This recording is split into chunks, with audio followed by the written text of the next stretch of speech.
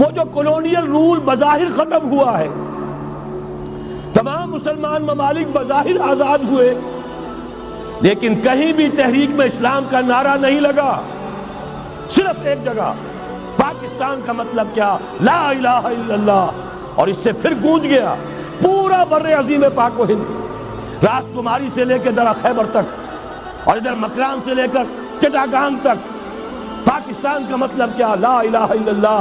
پوری دنیا میں اس کا کوئی نعرہ نہیں لگا۔ پھر پاکستان ہے وہ ملک جہاں قرارداد مقاصد پاس ہو گئی، خلافت اصولی اعتبار سے ہم نے تسلیم کر لی۔ جب حاکمیت اللہ کی ہے، ہمارے پاس حاکمیت نہیں، ہم حاکمیت کے مدعی نہیں۔ 10 کروڑ عوام کی ایک نمائندہ اسمبلی نے قرارداد مقاصد پاس کی، یہی تو خلافت ہے۔ ہمارے پاس جو اختیار ہے اللہ کا ڈیلیگیٹڈ ہے، اور یہ انہی حدود میں استعمال ہوگا جو اصل حاکم ہے اللہ، جو اس نے متعین کر دی۔ پھر یہی وہ ملک ہے، واحد ملک پوری دنیا میں جس میں فیڈرل شریعت کورٹ نے بینک انٹرسٹ کو ربا حرام قرار دیا ہے۔ پوری مسلم ورلڈ کے اندر اس کی کوئی مثال موجود نہیں۔ یہ شواہد ہے۔ علامہ اقبال جیسا مفکر یہاں پیدا ہوا، مولانا مودودی جیسا مصنف یہاں پیدا ہوا، مولانا الیاس جیسا مبلغ یہاں پیدا ہوا، شیخ الہند جیسا مجدد یہاں پیدا ہوا۔ پورے عالم اسلام میں اس کی کوئی مثال موجود نہیں۔ اور میں تو ایک اور بات کی طرف کہتا ہوں، اللہ کے معاملات بڑے عجیب ہیں۔ یہ جو جنگیں ہونے والی ہے، یہ جو خیر و شر کا مارکا دنیا کو ہے، پھر مارکا ہے روح و بدن پیش، تہذیب نے پھر اپنے درندوں کو ابھارا، اللہ کو پامردی مومن پہ بھروسہ، ابلیس کو یورپ کی مشینوں کا سہارا۔ یہ جو ابھی مارکا گرم ہونے والا ہے، پہلا حصہ میں آپ کو بتا چکا، شیطان، اس کا ایجنٹ یہودی، ان کے سب سے بڑے کارندے زائنسٹ، ان کے جو اس وقت اعلی کار ہیں ویسٹ، وائٹ اینگلو سیکسن پروٹیسٹنٹس، جو امریکہ کی زیر سرکردگی نیو ورلڈ آرڈر لے کر چلے ہیں، جو حقیقت میں جیو ورلڈ آرڈر ہے۔ دوسری طرف دیکھیے، ذرا غور کیجئے، ایک حدیث نبوی ہے، ما انزل اللہ من دائن الا انزل لہ دواء، اللہ نے کوئی ایسا مرض پیدا نہیں کیا جس کی دوا پیدا نہ کی ہو۔ اسرائیل 1948 میں قائم ہو رہا ہے، پاکستان 1947 میں وجود میں آیا ہے۔ 1 سال پہلے، جیسے ماں کی چھاتی میں اللہ دودھ پہلے پیدا کر دیتا ہے، بچے کی ولادت بعد میں ہوتی ہے، یہ قانون قدرت ہے۔ اسی طریقے سے توڑ اس کا در حقیقت اسرائیل کا توڑ ہے جو پاکستان کی شکل میں وجود میں آیا۔ یہ دوسری بات ہے کہ ہم بھٹک گئے، منزل کا سراغ بھول گئے، ہم آ کر دولت کے پھندوں میں، اور سب سے بڑھ کر یہ کہ جو متروکہ جائیداد کے لالچ، ہم اس میں پڑ گئے، بھول گئے یہ پاکستان کس لیے بنایا تھا، بھٹک گئے۔ بہرحال یہ تمام شواہد ہیں، اور میرے لیے تو سب سے بڑے شواہد جو ہے، اب وہ احادیث دیکھیے جو حضور نے بیان فرمائی۔ جب یہ مارکا گرم ہوگا، ایک حدیث ہے، حضور فرماتے ہیں، ابن ماجہ کی روایت ہے، حضرت عبداللہ ابن حارث رضی اللہ تعالیٰ عنہ سے، یخرج ناس من المشرق یؤتون للمہدی یعنی سلطان ہی۔ جب اس عالم عرب میں، دیکھیے ایک بات میں عرض کر چکا ہوں، بڑی تلخ بات ہے، عالم عرب ہمارا بہتر حصہ ہے، افضل حصہ ہے، ان کو اللہ نے فضیلت ہم سے بہت زیادہ دی ہے۔ سب سے بڑی فضیلت کہ محمد خود صلی اللہ علیہ وسلم عرب تھے، یہ رتبہ بلند ملا جس کو مل گیا۔ پھر مستقل فضیلت، اللہ کا کلام ان کی زبان میں موجود ہے، مادری زبان۔ لہذا اگر انہوں نے کوتاہی کی، انہوں نے پیٹھ دکھائی، بہت بڑے مجرم ہیں، اس میں کوئی شک نہیں۔ اور یہی وجہ ہے یہ سارے ملاحق وہی ہونے ہیں، ایسی ایسی بھاری جنگیں، حضور فرماتے ہیں اتنے لوگ ہلاک ہوں گے کہ پرندہ اڑتا چلا جائے گا، اترنے کی جگہ نہیں ملے گی، لاشیں ہی لاشیں ہوں گی، یہ شکل ہونے والی ہے۔ اور میں تو چونکہ ایک مضمون اور کتابچے کی شکل میں بھی شائع ہو چکا ہے، جس میں کہ حضور کی اس حدیث کے حوالے سے میری امت پر بھی وہ سب کچھ وارد ہوگا جو سابقہ امت پر ہوا، اسی کے حوالے سے عرض کر چکا ہوں۔ اگر اس صدی میں ہولوکاسٹ میں 60 لاکھ یہودی مارا گیا ہے، کوئی اسی کا دوبارہ چربا جو ہے امت مسلمہ پر بھی آنے والا ہے۔ لیکن اس کے بعد پھر ان کے لیے فوجیں جائیں گی مشرق سے، وہاں جو امام ہوں گے، جو بھی ان کو لیڈ کر رہے ہوں گے، حضرت مہدی، یہ تصور ذہن میں رکھیے، خون اسماعیل آ جائے گا آخر جوش میں، اور کوئی حضرت مہدی وہ آئیں گے اور اٹھیں گے اور قیادت کریں گے، دجال سے مقابلہ کریں گے اور اس ملاحم کے اندر قیادت فرمائیں گے، لیکن ان کی مدد کے لیے مشرق سے فوجیں آئیں گی۔ گویا کہ پہلے مشرقی کسی ملک میں یہ نظام قائم ہو چکا ہوگا، کوئی ایسی طاقت وجود میں آ چکی ہوگی کہ جب وہاں بھٹی دہکے گی تو وہاں کے مسلمانوں کی امداد مشرقی ممالک سے جائے گی۔ اور ایک دوسری حدیث میں، یہ تو ترمذی کی روایت ہے، کتب حدیث میں تیسرے نمبر پر کتاب یہی ہے، صحیح بخاری، صحیح مسلم، پھر یہ جامع ترمذی، اس میں حضرت ابو ہریرہ سے روایت ہے، یخرج من خراسان رایات سود۔ خراسان میں بتا چکا ہوں حضور کے زمانے کا خراسان، افغانستان، کچھ حصہ پاکستان کا، کچھ روسی ترکستان کی آزاد ریاستیں جو ابھی ہوئی ہیں، تھوڑا سا حصہ ایران کا، یہ خراسان بزرگ، دی اولڈ گریٹر خراسان، یہاں سے فوجیں چلیں گی، سیاہ علم برآمد ہوں گے اور کوئی طاقت انہیں روک نہ سکے گی، ان کا منہ پھیر نہ سکے گی، یہاں تک کہ وہ ایلیا حضور کے زمانے میں یروشلم کا نام تھا، یہاں تک کہ ایلیا میں جا کر نصب ہو جائے۔ گویا کہ یہ جو ہمارے ہاتھ سے نکلا ہے قبضے سے، پہلے بھی عربوں کے ہاتھوں سے نکلا تھا بیت المقدس، یروشلم، عرب واپس نہیں لے سکے تھے، کرد خون صلاح الدین ایوبی اس نے واپس لیا، عربوں میں دم نہیں رہا تھا، عیاشیوں کی وجہ سے کھوکھلے ہو چکے تھے۔ میں تجھ کو بتاتا ہوں تقدیر امم کیا ہے، شمشیر و ثنا اول، طاؤس و رباب آخر۔ یہی وجہ ہے کہ تقریباً 20 صدی کے بعد ان کی حکومت ختم، آشمارا حق بود در خون بارد بر زمین بر زوال ملک مستعصم امیر المومنین۔ یہ ہوا کہ نہیں ہوا؟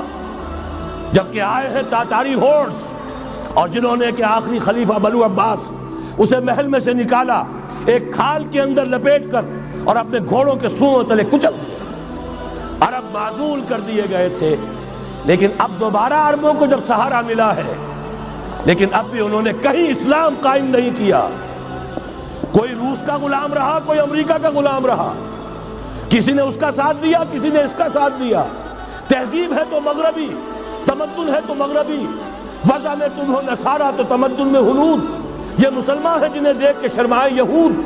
یہی معاملہ جب ان کا ہوا تو اب اللہ تعالیٰ کی طرف سے ان کے اوپر وہ عذاب کی بھٹی گرم ہونے والی، لیکن اس کے بعد پھر یہاں سے جائیں گے وہ جو ان کی مدد کریں گے، اور یہ ایلیا کو واپس لینے والے یہ مشرق سے چلنے والے لشکر ہوں گے۔ یہ 2 حدیثیں ابھی سن لیجئے، اور تیسری حدیث یہ ہے، حضور نے فرمایا، یہ سنن نسائی کی روایت ہے، قال رسول اللہ صلی اللہ علیہ وسلم، عصابتان من امتی احرزهم اللہ من النار، میری امت کے 2 لشکر ایسے ہوں گے جنہیں اللہ نے آگ سے نجات دے دی ہے، پہلے ہی سے ڈکلیئرڈ ہے۔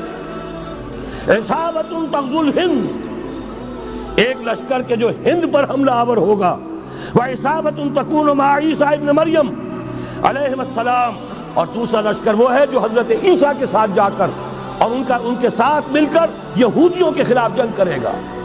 میں اس حدیث کا جو مطلب سمجھتا ہوں واللہ عالم، یہ اسی علاقے میں جب انقلاب آ جائے گا، یہ علاقہ خراسان اور پاکستان، جب یہاں نظام خلافت قائم ہوگا، یہاں سے اسلام کی توسیع ہوگی، اور یہاں سے جانب مشرق ہند اور جانب مغرب یہ جو یہودیوں کا سیلاب آ رہا ہے، ان دونوں کا مقابلہ کرنے کے لیے انشاءاللہ العزیز، ورنہ یہ عصابتان جو ہے ایک حدیث میں جمع کرنے کی کوئی اور حکمت ہو نہیں سکتی، ورنہ تو ہندوستان پہ کئی لشکر آئے ہیں، لیکن یہ کہ در حقیقت اسی وقت جبکہ عالم عرب میں وہ بھٹی دہکے گی، اسی وقت یہاں انقلاب آ چکا ہوگا، ایک طرف یہاں سے مدد کے لیے لشکر جائیں گے کہ جو مسلمان عرب جو ہے ان کی مدد کریں گے، حضرت مہدی کے جھنڈے تلے لڑیں گے، حضرت مہدی کی حکومت کو مستحکم کریں گے، یؤتون للمہدی، دوسری طرف وہ ہندوستان کی طرف پیش قدمی کریں گے، اور یہیں سے جیسے اس وقت سیلاب نکلا تھا جزیرہ نما عرب سے، ایک داہنی طرف ایک بائیں طرف، ایران، افغانستان، ترکستان، ادھر مصر، لیبیا، الجزائر، مراکش، موریتانیہ، اسی طریقے سے انشاءاللہ اسی علاقے سے اس کا آغاز ہوگا اور بات آگے بڑھے گی۔ تو اصل حاصل کیا ہے؟ یہ ہونا ہے، پچھلے آثار ثابت کر رہے ہیں کہ ہونا ہے، حضور کی احادیث بتا رہی ہے کہ یہی سے ہونا ہے۔ ہوا صرف یہ ہے ہم بھٹک گئے، ہمیں اپنی منزل یاد نہ رہی۔ میں تو بہرحال ان لوگوں میں سے ہوں جنہوں نے نعرے لگائے تھے پاکستان کا مطلب کیا، لا الہ الا اللہ۔ میں سن 46 میں یہاں حبیبیہ ہال میں قائد اعظم نے مسلم اسٹوڈنٹ فیڈریشن کے جس اجلاس کو خطاب کیا تھا، ضلع حصار سے جو 2 ڈیلیگیٹ آئے تھے ان میں سے ایک میں تھا۔ میں نے بہرحال اس تحریک میں بھی حصہ لیا ہے، ایک ننھے کارکن کی حیثیت سے لیا ہے، پھر حالات کو بدلتے اپنے آنکھوں سے دیکھا ہے۔ ہم کہاں سے کہاں جا پہنچے ہیں۔ ضرورت صرف اس بات کی ہے کہ آج ہمارا حال یہ ہے، ہماری قیادت، ہماری سیاست ان لوگوں کے ہاتھ میں ہے کہ وہ فریب خوردہ شاہی کے فلاح و کرگسوں میں اسے کیا خبر کہ کیا ہے، تب وہ تاب جاویدانہ، ان کی تہذیب مغربی، ان کی ذہنیت مغربی، ان کی وضاقتہ مغربی، ان کا تمدن مغربی، ان کی سوچ مغربی، ان کے سارے اطوار مغربی۔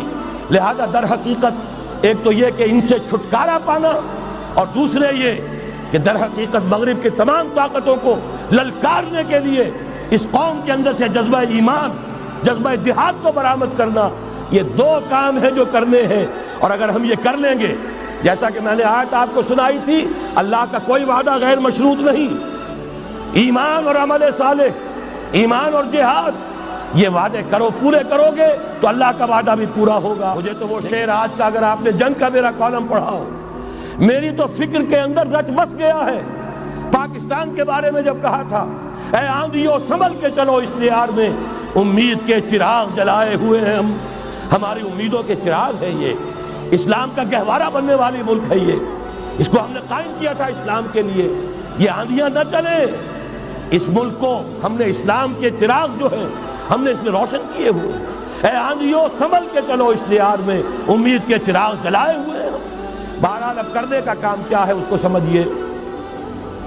اس پوری صورتحال کا میں نے آپ کے سامنے نقشہ پیش کر دیا۔ ایک طرف مغرب سے نیو ورلڈ آرڈر، جو جیو ورلڈ آرڈر ہے، اس وقت کی سپریم پاور آن ارتھ، امریکہ کی سرپرستی میں بڑی تیزی کے ساتھ حملہ آور ہے۔ دوسری طرف وَمَكَرُوا وَمَكَرَ اللَّهُ وَاللَّهُ خَيْرُ الْمَاكِرِينَ، اللہ کو پامردی مومن پہ بھروسہ، ابلیس کو یورپ کی مشینوں کا سہارا۔ اللہ تعالیٰ نے اسرائیل کا توڑ پاکستان قائم کیا، اللہ تعالیٰ نے اس کے لیے 300 برس کی تاریخ، اس کی تمہید میں مجددین امت یہاں پیدا کیے، یہاں قرارداد مقاصد پاس کرا دی 20ویں صدی عیسوی کے وسط میں، کہ اکبر نام لیتا ہے خدا کا اس زمانے میں، بینک انٹرسٹ کو ربا، سود، حرام قرار دیا۔ یہ سارے شواہد ہیں۔ اب ضرورت صرف ایک بات کی ہے، ایک زبردست عوامی تحریک اٹھے۔ یہ عوامی تحریک کیسی ہو؟ نمبر 1، فرقہ واریت سے بلند ہو۔ یہ فرقہ واریت جو اس وقت بہت بڑا فتنہ بن گیا، جس کی کشیدگی بڑھتی چلی جا رہی ہے، اس کے اندر اگر ہم قوم کے حیثیت سے اگر ملوث ہوتے چلے گئے، آخری تباہی آ جائے۔ فرقہ واریت سے بلند، سیاسی کشمکش سے بلند، یہ سیاسی کشاکش، یہ حزب اختلاف، حزب اقتدار، اس سے بلند، اس سے کوئی بحث نہیں، کوئی دلچسپی نہیں۔ علاقائیت یا لسانی قومیت، اپنے دنیاوی حقوق کی فکر مت کرو، بلکہ آخرت کی فکر کرو، اور یہاں اس کی اصل منزل خلافت کے نظام کی فکر کرو۔ ان تمام چیزوں کو پورا کرتے ہوئے یہاں پہ نظام خلافت قائم کیا جائے، یہ ہے واحد علاج۔